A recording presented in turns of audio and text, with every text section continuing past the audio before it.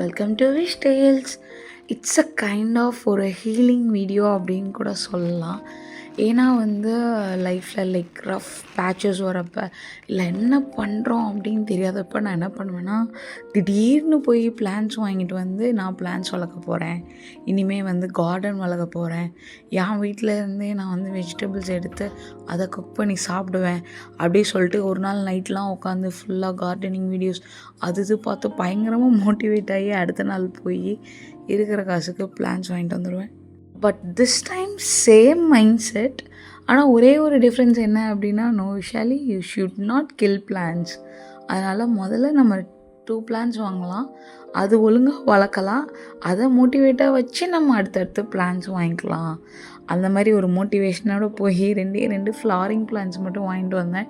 ஏன்னா அது பார்க்க கொஞ்சம் எப்படி சொல்ல பீஸ்ஃபுல்லாக இருக்கும், அதுலேருந்து ஒரு பூ வந்தோடனே ஜாலியாக இருக்கும்ல, அதனால் ஸோ 2 பிளான்ஸ் வாங்கினேன். ஒன்று டெய்ஸி, இன்னொன்று ரோஸ். டெய்ஸி ரொம்ப கேர் தேவையில்ல, கொஞ்சமாக கேர் பண்ணாலே நிறையா வளரும். பட் ரோஸ் அப்படி இல்லை, எனக்கே நம்ம இதை வளர்த்துட்டோன்னா எதனாலும் வளர்க்கலாம் அப்படின்னு சொல்லிட்டு தான் நான் வேணும்னே ரோஸ் வாங்கிட்டு வந்தேன். ஏன்னா ரோஸ் சின்ன வயசுலேருந்து நான் பார்த்துருக்கேன் எவ்வளோ பேர் எவ்வளோ கஷ்டப்பட்டு வளர்த்துருக்காங்கன்னு. So it's a challenge for me அப்படி சொல்லிட்டு தான் நான் ரோஸ் வாங்கிட்டு வந்தேன்.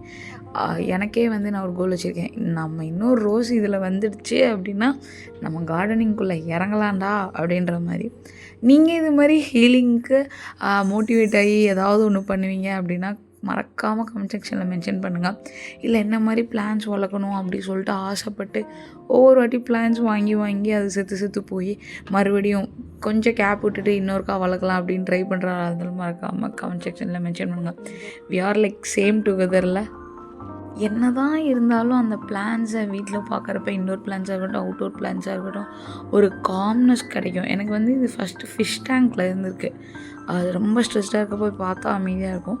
அதுக்கப்புறம் நெக்ஸ்ட்டு எனக்கு எது வந்தது அப்படின்னு கேட்டிங்கன்னா, அந்த பிளான்ஸ் அதை மாற்றி வைக்கிறது, அதை பராமரிக்கிறது, அதுக்கு உரம் போடுறது, அதுக்கு எடுத்து வைக்கிறதுலாம் ரொம்ப பீஸ்ஃபுல்லாக இருக்கும் மைண்டே.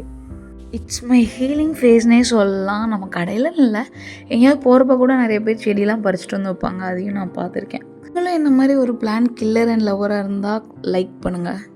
For more videos and vlogs, bye.